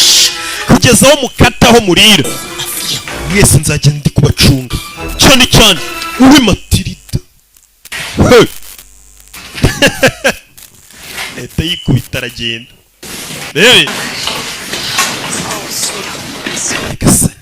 Thanks for not telling. Best friends don't urakoze kuba utandese inshuti za nyazo ntago zirigana. really dancing. yewe uzikaze kubyina we muserebanya uramubyinishije. Smash him and I'll come and help you. abana bari kubyina hano Okay. bigana directrice In a minute. Matilda n'utundi twana bigana. Miss Honey? Miss Yani Miss Honey, I did it. ninjye wabikoze. What? ukoze ibiki? Glass tip over. ninjye watumye ikirahuri gisimbuka. Don't let Miss Trunchbull make you feel that. wituma Miss Trunchbull yumva ko ari we wakoze amakosa nkariya ntabwo ari we wabiteye. With my eyes. nabikoresheje amaso yanjye mbikwereke amaso yanjye uyu mwana yigeze kureba televiziyo irameneka none rero kuvuga ngo kandi kukwera ibyo kira kiruri tubona umuserebanya urasimbutse. Many people don't feel powerful at all. byibura wa mwana wigirira icyizere uri kumva ko ufite imbaraga abandi bantu baba barihebye bumva nta mbaraga bafite kana ukaza kumwereka ko ibirahuri gatuma bigenda gakanurira ikirahuri birakariba simbuka w'amazi we simbuka simbuka wa kirori Matilda I really did do it, Miss Honey. ngenda bizi ninjye wabikoze ninjye warebye ikirahuri umuserebanya urasimbuka. Things about life is sometimes you can do something until you want to show someone and then you can't. ndabizi mu buzima rigiye bibaho kumva ko wakora ikintu ariko washaka kukimwereka bikanga That. ntabwo ari uko bimeze. I don't know. simbizi Maybe I made myself tired. ahari menya naniwe imbaraga zanshizemo ariko ninjye wabikoze. Would like to come over to my house this afternoon? ese uyu munsi waza kunsura mu rugo? I'd like that very much, Miss Honey. nabyishimira cyane Miss Honey bamwita Jennifer Honey. uyu munsi barakwereka Meteresa atashye yatahanye n'umwana. yeah I feel like I could move almost kumva nkomeye nazenguruka isi yose ngenda. We ntabwo unyizera sibyo? Sinzi ibyo wizera mu mwana wawe ngo ufite by'imbaraga. Gusa wowe ubwo ubyizera n'umutima wawe wose bizagufasha. Bageze hano. Hara niho Miss Trunchbull atuye directrice. Why is there a swing? Kuki ari ikicungo se? A girl I know used to live in that house. Umukobwa nzi yahoze aba muri iriya nzu. Uwo mwana w'umukobwa yari yishimye. She was just 2 years old. Her mother. Afite imyaka 2 umwana yaje gupfusha mama we. Doctor. Papa yari umuganga. Needed someone to look after things at home. Yari akeneye umuntu wakwita ku rugo rwe. Mother's stepsister to come and live with her. Arangije atumira umuvandimwe wavukanaga na mama w'umwana wari wapfuye ngaze kuba muri urwo rugo ariko batari bahuje mama. Stepsister. Yes. Uwo mu Anthony Trunchbull. Worst of all, when the girl was 5. Umwana amaze kuzuza imyaka 5, papa we yarapfuye. Papa yapfuye atese. Decided he'd killed himself. Abapolisi baravuze ngo yari yishe papa w'umwana. Kubera iki se yari kwiyica? Nta muntu n'umwe ubizi. Uwo mwana asigaranye ubwo yasigaye arerwa none na Anthony Trunchbull. She found a small cottage. Uwo mwana yaje kubona akazu gato. Lovely rhubarb farmer for just $50 a month. N'akazu yishyura amadolari 50 ukwezi. She planted hundreds of wild. Aragenda kuzuza indabyo. Uwo mwana amaze gukura niko yiberamo yarishimye. Umwana bayeho neza. No, I told you this. Uzimpamvu nkubwiye ibi. You were born into a family that doesn't always appreciate. Wa mwana wavukiye mu muryango utagufata ngo guha agaciro. Very different. Gusa ibintu bigiye gutandukana. Bizahinduka. Mwarimu. Should we go inside and have tea and cookies? Waza tukajya mu nzu nkaguha biswi n'icyayi. Yego. Bana bakunda biswi. Mwana arebye akazu kari hano abona n'indabyo. Cottage from your story. Yanzu uvuga iri mu nkuru yawe. The young woman is you. Wa mwana mutonyi uvugwa muri iyo nkuru ni weho. Bivuze ngo No. Ubushya ntabwo bishoboka. Yes. Yego birashoboka. Aunt Trunchbull. Trunchbull ni anti wanjye wandeze. Ngeze namwirukana mu rugo rw'iwabo ajya gutura hanze. Uyu mwarimu burya Anthony Trunchbull. Uyu mwana ngari muto mama yarapfuye. Umuntu utaruje na mama we umubyeyi ariko arabavandimwe ari we Anthony Trunchbull aza mu rugo ngamurere. Hashize imyaka 3 papa we itapfa. Urugo rw'iwabo uyu mukobwa hani rusigaranwa na Trunchbull. Yes, please. Dore umwana yagiye gukodesha kandi Trunchbull afite urugo rwiza rwa papa w'uyu mukobwa Jennifer hani. I've often thought about it, but I can't abandon my children. Nubwo banyirukanye muri iriya nzu Trunchbull numvaga ntasiga abana banjye.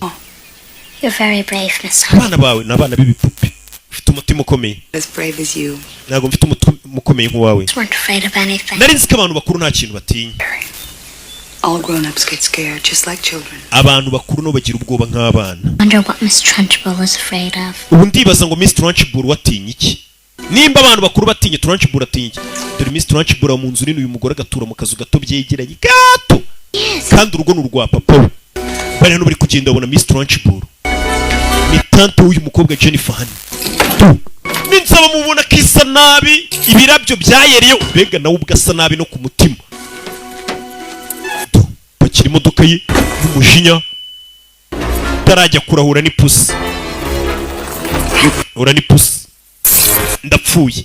Ndapfuye umugore atinya ipusi. Ngo n'abantu bakuru baratinya. Burya atinya ipusi. Iyi atinya ipusi z'umukara. Hey. Turashize. Kubita umugeri ipusi. Turashize. Ipusi gwani yitica isheni. Oh, he's all right. Imana ishimwe ipusi imeze neza. Yatse imodoka co. Urebe. Get your treasures. Tujye kuzana ubutunzi bwawe wasize mu nzu y'ababyeyi bawe. Anto waragiye tujye mu nzu tujye kuzana ubutunzi wasizemo. Uyu mwana yimuka ngo yasizemo ubutunzi bwe ibipupe bye nibyo yitaga abana be. Vayo ariko hani, vayo. Matilda dore ngarajya mu nzu ya Trunchbull. Uriya mukecuru agusanze mu nzu yakwiciramo.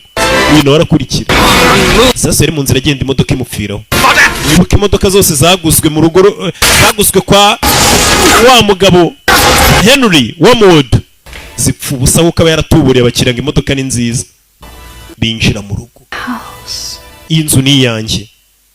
Ni uyu mwana ababyeyi bamusigiye ariko tante we Trunchbull yayimwirukanyemo yarayikabye. Oh my. Yekasana.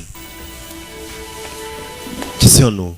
My father's portrait, you hari ahantu hari hamanitse ifoto ya papa wanjye. The principal must have had a strong stomach. None dore umuntu wagiye akamanika igishushanyo, hari hamanitse ifoto ya papa w'uyu mugore ari nawe nyiri inzu. Uyu mugore yarayimanuye hamanika ifoto ye. Umugore afite ibibaraga, ukuntu turi imodoka twacibura ahubwo azana bica. Gasa imodoka yari ikatishe yerekeza mu rugo rwe.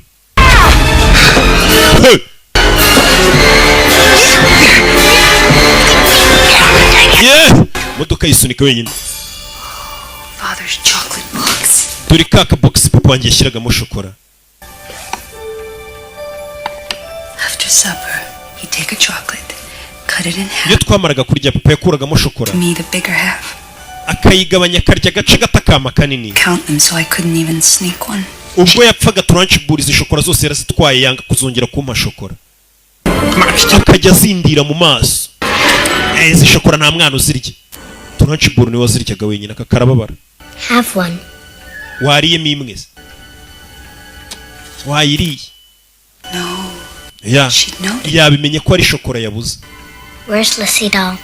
Cya gipupe cyawe cyari se kiri wavugaga se kiri hejuru. Kana karashaka ukimwibira. Uyu mugore ibipupe bamwambuye akiri muto. Aramukanga turashize. Matilda wakantu. Kino. Umugore kumbaragarutse. Se hari abari kuyikiniramo. Imodoka mupfiremo. Tutururi. Kino cyo cyumba nararagamo kera. Uru rugo rukiri urw'iwabo. Hano nta bakozi baba bafite ngo bakora amasuku byiwe. Magnus. Papa yitwaga nde Magnus. King Magnus. He called me Bumblebee. Namwitaga King Magnus no akanyita Bumblebee. I don't think Magnus killed himself. Ntabwo nyeka ko papa wawe yiyahuye. Do I? Nanjye niko mbikeka. Shora ko ari cya French bar. Kina ni cya gipupe cya Lisi. Naga papa uyu mukobwa yakundaga akiri muto. Jennifer Hani. Bakiro. Uriya mugingo ugurisha imodoka w'igisambu. Ndashaka imodoka nshyashya. Waranubura imodoka ishaje. Wa mubeshiwe. I'm gonna sue you. I'm gonna burn down your showroom. I'm gonna take that no-good job up here so me and shove it up your bazooka. When I finish with you, you're gonna look like roadkill. Baby. You what?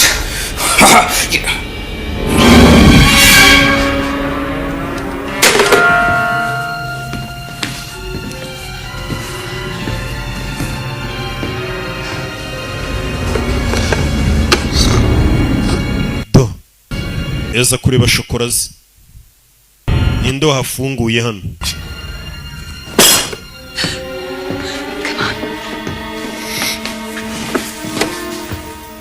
Yeah.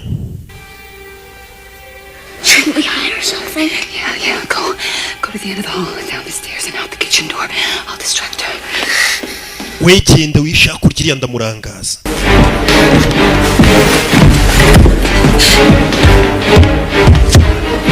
Who's in my house? Induri mu nzu yanjye. Baby. Come on, fight like a man. Fayo duhangane nk'abagabo. Induri mu rugo rwanjye bikaza bafatire mu rugo rw'ureme ngo harashye. Dora kana hano kihishe. Nyagasani.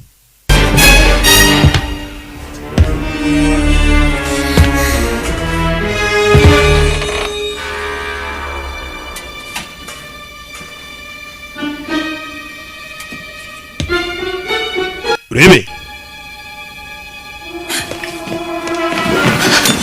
Oya vayo aterura cyakibuye kinaga hakurya. Tajya kwitsimba.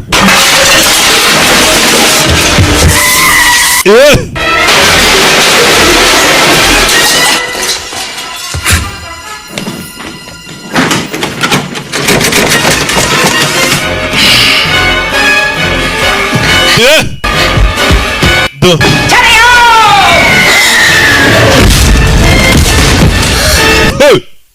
Nyagasani kore arakomeye arabyina inzi simbuka inzige yaje santira hana kana kari kugera no kana hano kari karahavuye nimba kije nagatari nimba kitsimbye ave hano nkumvisha umuntu gafashe yakica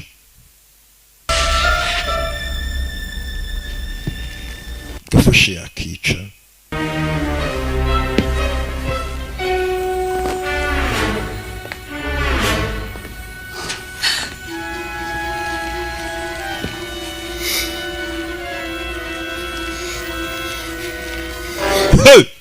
dore akana hano kihishe munsi y'ameza. Bebe uyavayo kuramo akana kararigeze nimba kagiye kana karabuze kumbe dore kihishe munsi y'ameza. Kakana nagatari shawo dore akantu kihishe karatwika sano kumujinya bya bikeke arya nk'igisimba wagira ngo ni ihene iri kurisha. Ni ihene iri kurya vetiveri irimo sondori. Yavayo kingura urujya kubitaho uburyo ngo yagira ngo umuntu wari uri mu nzu yarasohotse aragiye ahita asubira hejuru. Uyavayo umuntu wari uri mu nzu yanjye arasohotse buri yaragiye.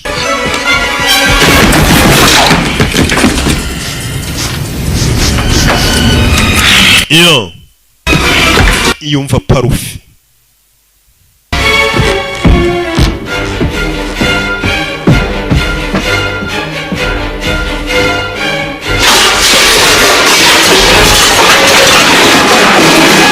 Rebe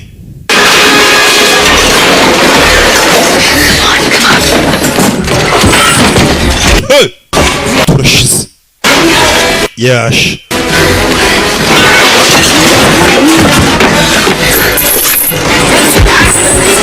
yo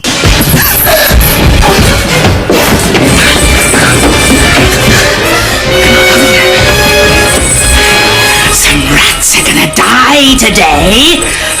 munsi imbeba ziraza gupfa umve.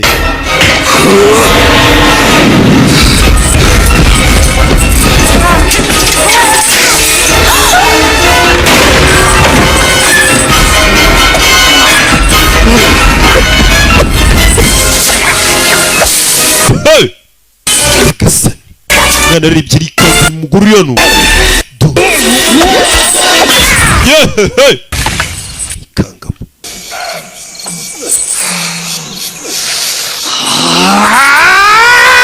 hey! Bari bamuziye mu rugara babuze. Feel my heart. Mva umutima wanjye ukuntu uri gutera. Most scared you've ever been. Ko wagira ngo n'ubwa mbere nikanze mu buzima bwanjye yari kubica. Come on, let's go. Kwino tugende. Treat people like that. Ntago dukwiye gutuma umuntu adufata kuri. Uriya mugore ari umuntu ukwiye kumwigisha isomo. Mva umwanzi. Then we'll go get your doll. Turaza gutegereza nagenda tugaruke dufate igipupe cyawe. Sibyo? Wino nkubwire. Matilda. Matilda. You will never go back in that house again. Sezeranya kiriya nzu utazongera kuyinjiramo. I promise. Ndagusezeranya. Vanukanya akana ntabwo bakagira ngo nagenda ngo twongere tugaruke mu nzu yo dukuremo igipupe. Akana ntabwo bakagira uyu mukuru we Jennifer rwo yatarano sinzagaruka hano. So we came home with $2,000 Sego dutashe dufite $2,000 by'idolari. in the air, and we both Duno tubishugunye mu kirere. like we were on the $1 million sticky. Umugore ari kuganiriza abantu. You like banaganiriza niba abapolisi n'aba FBI nako. Iriya shonda yikunda. The old days. Byari bya kera. It's all over this. Umwana aratashye. Give me a dime.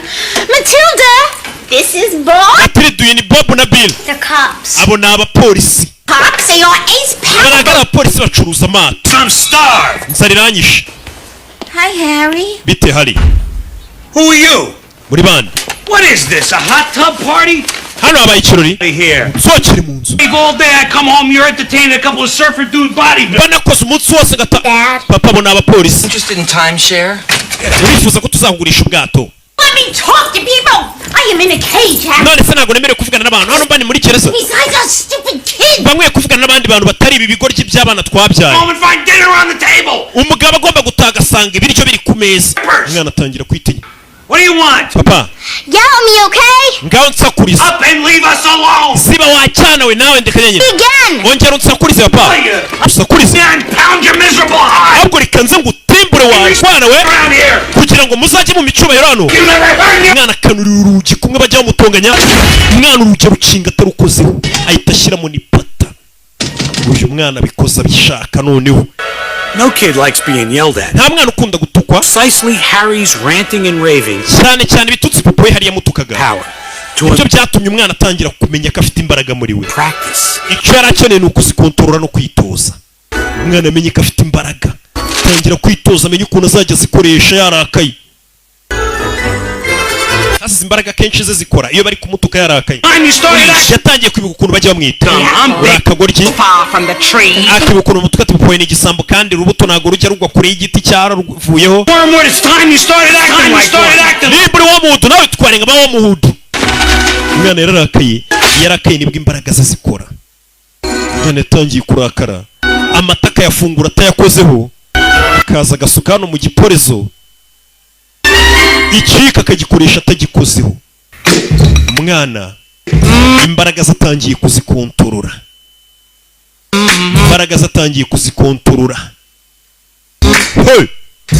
ewana imbaraga zaro namaze kuzisobanukirwa.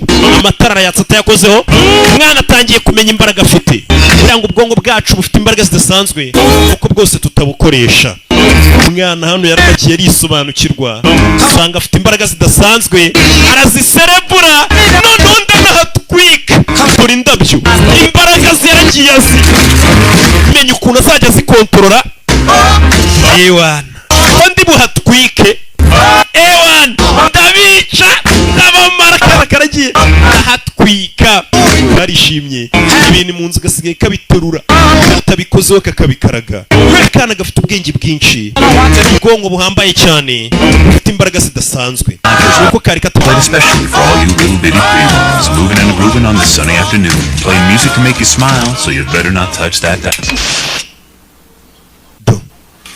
Inzu yose ibintu bishyize ku murongo n'amarida yakura hatayakozeho. Agikura amarido mu gitondo abona baba polisi baje kuneka papa we mu rukerera. Search warrant to do this. Mbere kuza gusaka hano twagombye kuba dufite igipapuro se gisaka. Nta mupolisi wemerewe kuza mu rugo rw'umuntu ngasaka adafite search warrant, adafite igipapuro yahawe n'urukiko kivuga turiya muntu muzagende umusaka. Umuntu naza kugusaka uzamwangira ibyo azaba yambaye byose. Nakomwe ntago mugira bavoka. Hano baje gusaka ikarito uriya mugabo abikamo ibintu bye. Papa w'umwana ni umugezi wa nabi, ibikoresho by'amodoka by'abandi. Ikarito nabonaga hano igiye, umwana ikarito arongera yisubiza inyuma arayimura kugira ngo batayisaka bagafunga papa we. You two men are gonna be in a lot of trouble very. Mwabagabo babiri mwe muraza kwisanga mu bibazo. Dore umugore wigize uw'umwana, dore umwana wigize umugore. Aren't you supposed to be in school, young lady? Akana ntago akabaye ku ishuri. Ahubwo simwe ntago mwakabaye mufite igipapuro kibemerera gusaka. Narabisomye mu gitabo ko umuntu uza gusaka nta gipapuro afite ushinzwe umutekano afungirwa muri gereza y'abapolisi. Papa we ni uzafungwa. In a federal orphanage. Nawe itujyanwa muri orphelinat. Make sure it's a nice orphanage. Ariko nutwemera tuzakohereza muri orphelinat nziza. Teeny weeny cockroaches. Wakana we, sibyo wakanyenzi we gato. Umwana imodoka yaba arayitwara. Hari n'ikindi cyaha mugiye gukora. Turi imodoka yanyu igiye kugonga kandi ni yanyu. Akana gasigaye gatwara amamodoka katayakozeho. Bagiye umwana asigarana kasete y'ibimenyetso bamaze igiye bafata papa we. Bafata kasete. Umwana ibyo byose yatabaye papa ngo batamufunga, agira ngo papa batetamufunga none aha byibura abanza agerageze kugarura ubwenge. Ariko ubugizi bwa nabi muri iryo joro Matilda yarambaye igicuku, maze kwambara ahamagara marete ye. Muri iryo joro yambaye umupira w'imbeho ashyiramo ikote, agiye. Ababyeyi baba bari kureba filime za karasobanura. Where are you going? Ugiye wakagoryiwe hanze. Uyu mwana ibaze ko ababyeyi batamwitayeho, umwana w'imyaka 6 niyo yagenda hanze nta muntu umwitayeho. Fata karoti, amutera karoti, umwana arayikontorora, arayihindukiza, arayimusubiza. Hey! Koma musosi. Ndapfuye. Igisaza cye. Uyu mwana n'umwana usohoka mu rugo saa 6 z'ijoro, ababyeyi ntibamubaze ngo ugiye. Ntago bamwitayeho. Ahubwo bagize amahirwe yagenda ntazagaruka. Nearly as important as what you choose to do with it. Kugira imbaraga ubundi biba bingana nk'ikintu uzazikoresha. Nothing short of heroic. Matilda yari afite ubutwari muri we. Muri iryo joro umwana yagarutse kwa directrice. Muri iryo joro umwana yagarutse kwa directrice. Ndagira ngo urebe filime mu gicuku.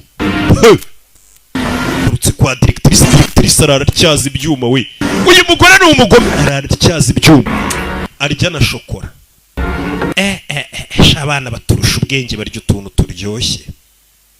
Abana abantu bakuru buriya mwabuze ubwenge mwirirwa munywa ibiyoga bibishye abana n'utuyawurute tu ice cream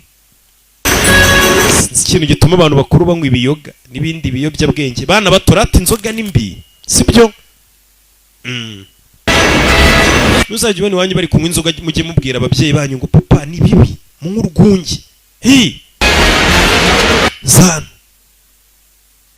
umwana sasa atangiye hano yahereye kuri ya foto arayireba atayikozeho irijyana areba na cya gipupe ibintu bya mwarimu we Jennifer byose biri muri iyi nzara bishaka cya gipupe arabanza aragihamagara aje kwiba ibikoresho byose bya Jennifer atabikozeho hamagara igipupe kiraza umuyaga uragitwara asigaye afite imbaraga umuyaga uragatwara ahubwo bebe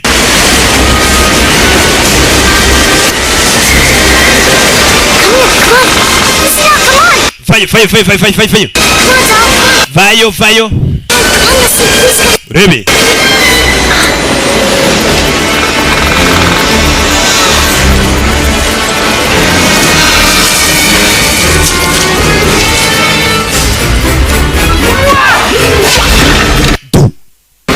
arayitoza gutera amacumu nimba azayatera abandi directrice arabica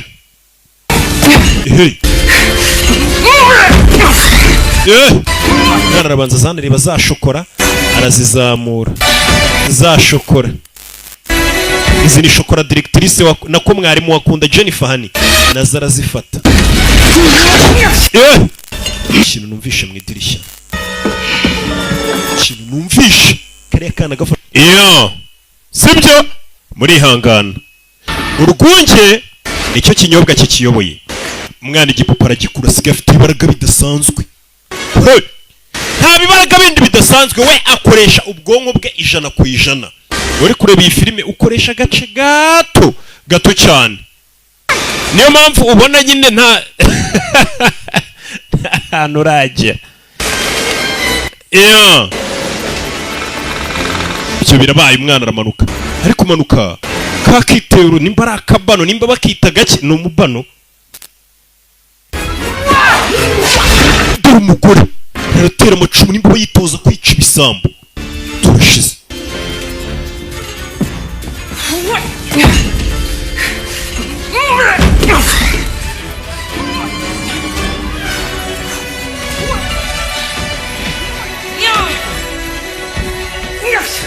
Leonari umwana zano yibana za shokora muri hangana cya kingi kiba kituvangiye sasu yari hano yumvisha idirishya ry'ikinga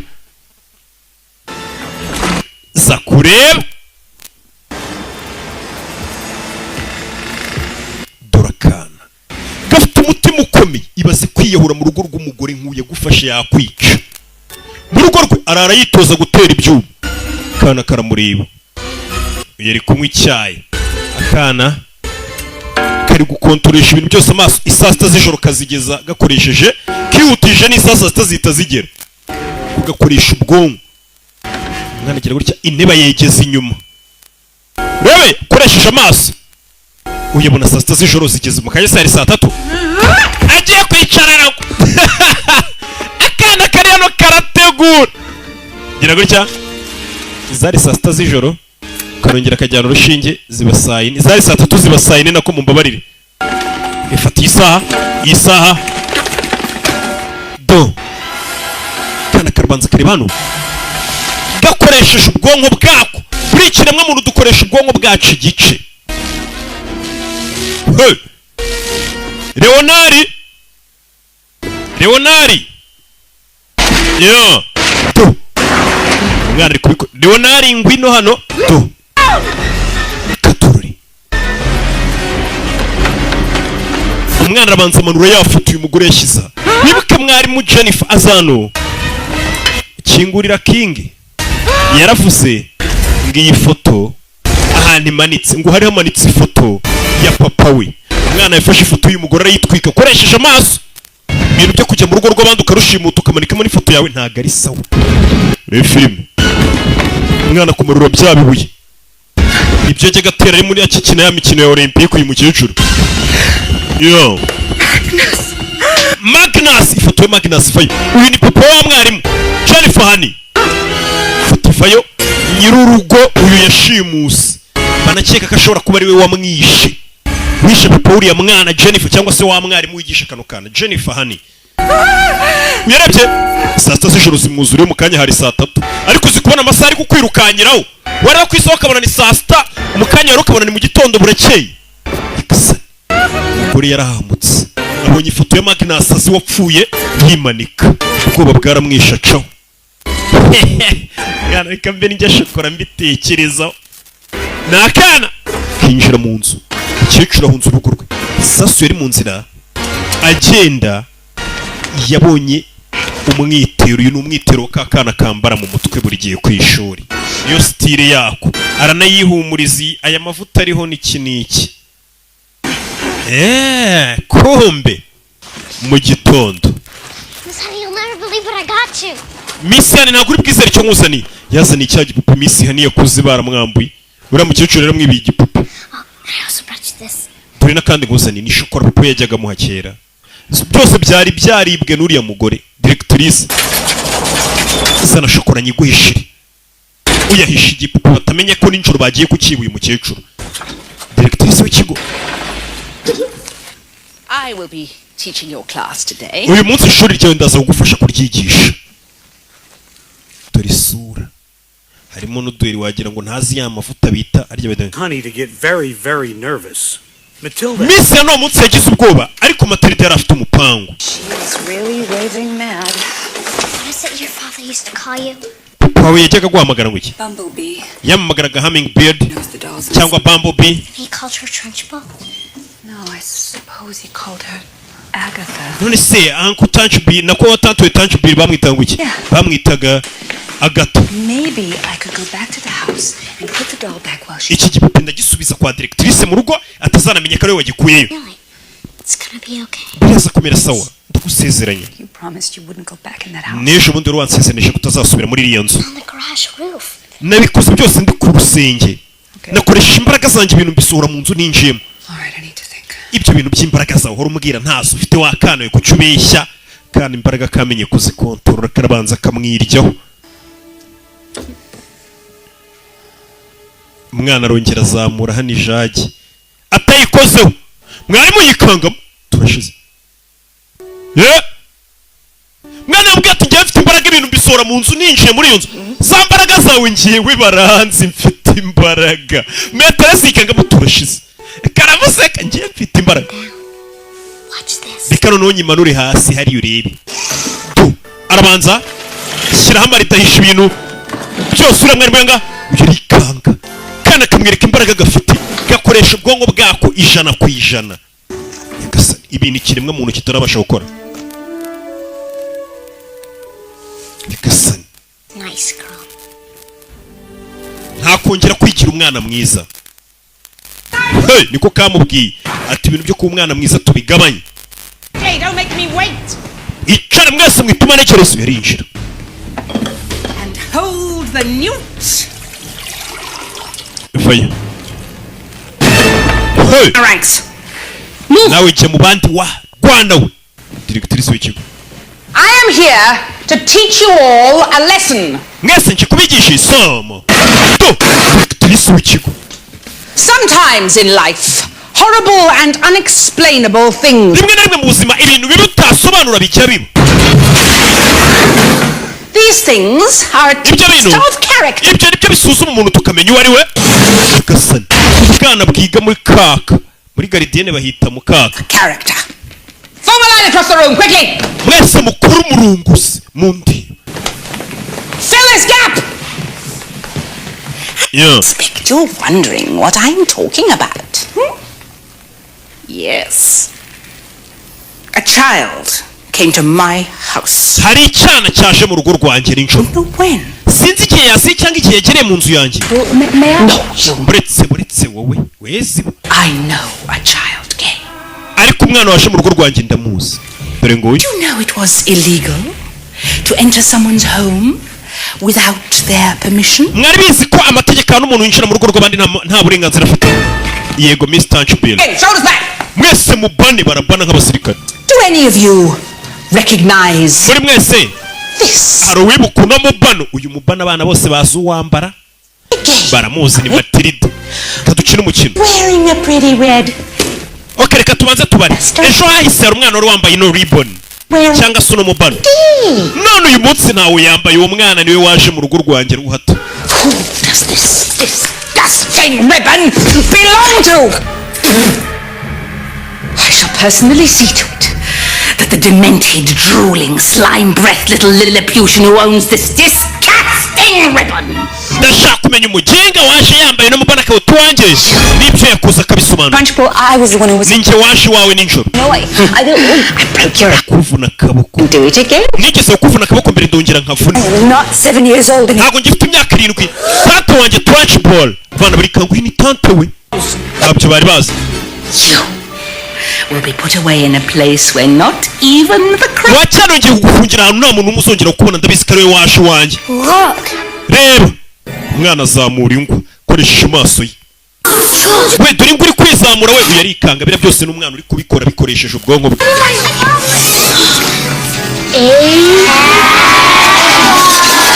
Yaranditse ngo Agatha. Miss Trunchbull bamwita ubundi Agatha. Yarabibona. Uri kwandika ibintu Magnus. Magnus ni wa mugabo wapfuye ari papa w'uyu mukobwa. Maîtresse. Ndagira ngo inzu ya Bumblebee umukobwa wanjye n'amafaranga ye ubimusubize. Nyagasani. Nurangiza usuhunge uve muri uyu mujyi. Nudahunga ngo uve muri uyu mujyi nzakubona. Nzakubona nk'uko nawe nk'uko wangize. Mbega ni nk'uko urashaka umwana kugaragaza ko ari wishe umuntu. Nyagasani. Ibintu biradogera. Yeah. Hey.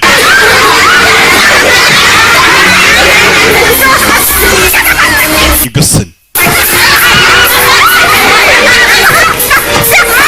Hey. Mwana mukubita shifu. Zirimo imyanda shifu nawe urabizi bajyaga batubwira ngo mujye kuyikubita hanze muyigarure. Mwana yamukubise shifu atamukozeho. Wari warigize intare y'inkazi. Matilda karatwikita kongera kazamura n'amarido. Nyagasani. Undi mani bayarabibaze dukoresheje ubwonko bwacu 100%. Akenshi twajya dusara bwaturika. Ni ingaruka nyinshi. Twajya tubona n'ibidahari.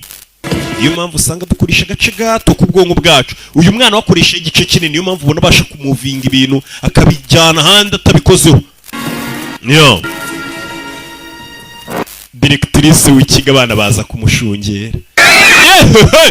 Bayo waruzingo we. Patakana kamwana. Abizi? Patakana ha.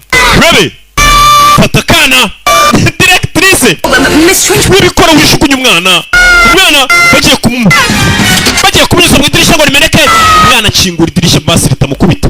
Agiye kugwa hasi kano karamukaraga gakoresheje za mbaraga zakabwo kamuha umunyenga. Aho kugira ngo agwe Matilda ari gukoresha imbaraga reka nguha umunyenga. Matilda amuha umunyenga agurutsa umwana. Ahita namugarura mu ishuri. Umwana yaruka Matilda umuyoboye. Yarashugunye umwana ngagwe. Matilda yagaruye umwana ari kumukontora. Sunika directrice agwa ku mubumbe w'isi. Kuri gorobe. Mu nkaragire reka isi mwikaragire mufungire amaferi. Ubonye meteresi kari ubisabye barabanza directrice wari warigize karakajye baramuseka bamukaragira ku isi si mwikaragiraho mufungiraho amaferi. Byose ni Matilda uri kubikora atamukozeho. Turashize. Ibi byose ni Matilda uri kubikora atamukozeho.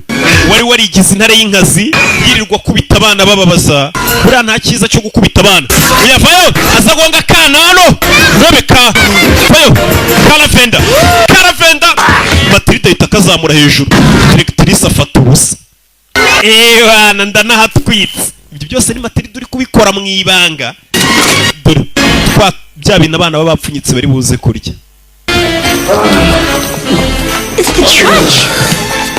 Bana bafayo. Babona directrice wajya kubakubitira hasi abiga mu mashuri yisumbuyeho. Wana directrice yapfuye nawe utayiryaho. Mwese mutera ibiryo byanyu imigati. Imireti by'abana bose bapfunyitse imbuto. Rekura nta kibazo. Uyamumanuye neza atamukozeho. know I could do that. Pretty good. ntabwo nari ko nabasha kuguruka, kumbe ntago aguruka, ahubwo ni Matilde uri kumufasha. Directrice wajyaga kubita abana bose baramwanga. Buriya abana umuntu banga n'Imana ntago ibimukunda, kuko Yesu yavuze ko ubwami bw'ijuru ari ubw'abana. Niyo mpamvu abana muri iyi minsi ngiye kujya mbakorera filime, abantu bakuru nabonye nta keza kabo, bakorera filime nziza ntibanyoherereza amafaranga kuri ya mobile money yanjye. Ubu ni njye abana nibo banjye, na Yesu bari bo bantu be. Directrice barakamumeneye. Directrice abamuteye papier hygienique, abamuteye amaronji, imigati bari kurya, iki niki. Directrice abana ntago bamukunda. Iyo wigisha abana bisaba kwigira nkabo kugira ngo urebe hanini ko bagukunda, ni nabwo bakubaha ibyo babwiye bakabikora. Ko babikora bavuga ati n'umugenzi wacu bitubwiye ni iniga yacu. Ati rya shuri ryasaga nabi ntabwo ryongeye gusa nabi. Barakwereka Miss Hani Maîtresse yasubiye muri yanzu ye. Matilda was a frequent visitor. Ndetse Matilda was a frequent visitor. Yari umushyitsi umusura buri gihe bihoraho. Umwana asigaye asura na Maîtresse. Maîtresse Hani. It's beating and all. It sounds like it's hurrying. Umutima wanjye uri gutera inzira gusa neza. Uriya mugore akiba muri inzu y'ibyo no mukobwa kubera yari yishe se yasaga nabi. Barakwereka kiraho ababyeyi ba Matilda. Mwana wacu turakivayo tugende. Uyu ni mama wa Matilda. Bahita bapakira biscuit. Tugende twirukanka. Well, nobody will be there. We're moving to Guam. Twimukiye muri Guam. Yeah. Daddy's not going to be in the oil business anymore. I don't want to. Papa, business yavuye mu sinshaka kugenda. A permanent vacation. Turagenda ngo tuzagaruka. Speedboat salesman to the airport. Turi guhunga polisi tugiye ku kibuga cy'indege. It isn't fair. Njye buryo munjyanyemo ntago ari byo. Fayo tugende wa cyane Matilda baramutwe barahunze. Polisi y'umugabo yagurishaga imodoka simeze nabi, polisi iri kumwiga. Why would she want some snotty disobedient kid? Because she's a really wonderful child and I love her. Uyu mwana ni mwiza ngenda mukunda. Miss Honey? Ariko ubundi wanyadobusa ukambera mama Maîtresse. Look, I don't have time for all these Second, Dad, I have the adoption. Papa, njye mfite ibipapuro byo mu rukiko, reka mbibaye musinye. Njyewe Maîtresse abari umbera mama anyadopte, mwe mwigendere. Are you hearing this, Harry? All you have to do is sign. Papa, we sinya ko utakiri papa wanjye na mama sinye ko atakiri mama wanjye. Njyewe Miss Hani anyadopte mbu umukobwa we. Ababyeyi nabo uyu mwana baramuhaza. Shero uratekereza iki? You're the only daughter I ever had, Matilda. Matilda niwe mukobwa nyine nigeze mbyara. Understood you now. Runda kumva nimba udashaka ko tukubera ababyeyi rwose genda. Ntago muri make ni kuvuga ati utworosoye wabyukaga. Zana ikaramu uyu mwana ntago bamukunda n'ubundi. Kubabwira ngo agiye kubona undi muntu umurera. Ababyeyi be babyumva bakavuga ati sigara rwose ahubwo tugeze amahirwe uragiye wacyana we. Umwana yaje kubereka musinyana. The Wormwood signed the adoption papers. Ababyeyi be basinye ibipapuro byo mu rukiko bigaragaza ko uyu mwana atakiri umwana wabo, ahubwo abonye mama we. Mama ubwo ninde? Ni Maîtresse. Sinya hindukira ngo usinyire. Akana karishimye. N'ababyeyi ariko barishimye. Nugira ngo umwana wishimye gusa kuba bano batari ababyeyi. N'aba babyeyi barishimye ko uyu mwana atakiri umwana wabo. Nugira ikibazo cy'amafaranga uzaduhamagare tukoherereze yo kumurera. Undi ati nayo nkeneye. Natawe umubyeyi wanjye bara nta babyeyi babarimo. Sibyo? Ababyeyi barishimye kuvuga ati baruhutse umutwaro. Gusa icyo bazi ngo baruhutse umutwaro. Bitesheje umwana ufite ubwenge bwinshi cyane. Wakanabahinduriye ubuzima. Bari guhunga polisi. Ati barakwereka Matilda yakomeje kubana n'uriya mugore. Iminsi iragenda iricuma nyine yabaye mama we. Principal of Crunchum Hall. Miss Yani basha kumugira directrice w'ikigo bari uyobora cya kigo. Ava kubyo kuba Maîtresse aba Maîtresse. To her great surprise. Nako aba directrice. And she ndetse na Matilda yabayeho ubuzima yishimye. Akina ikibari ko ameze neza nta kibazo afite. Kano kana urabona ko gafite ubwenge. Arakandi kana nabonye ejo bundi kajya karirimba nzakabereka kitwa Kariza. Shawu nako karirimba neza. Nako gafite ubwenge nk'ubw'uyu mwana. Umwana arakareka yibaniye n'uyu. Ababyeyi be n'ubundi babufataga nabi. And Miss Honey each got what they had always wanted. Yaba Matilda ndetse na Miss Honey. Family. Bose baje kubona icyo bahoze bifuza. Ari cyo bita umuryango unezerewe. Powers again. Ndetse Matilda narubwo. I mean almost never. Ntago yongeraga gukoresha imbaraga ze mu bibi. Yakoreshaga za mbaraga ze noneho mu byiza. Kurura nk'ibitobo karara basoma. Mbega umwana neza neza afite ubwenge nk'ubw'akakana k'inaha kitwa Akariza Gayera. Simujye mukabona? Never mind. basize abana bari gusoma ibitabo na filime yacu nuko igenze banyita Rocky. Ciao ciao.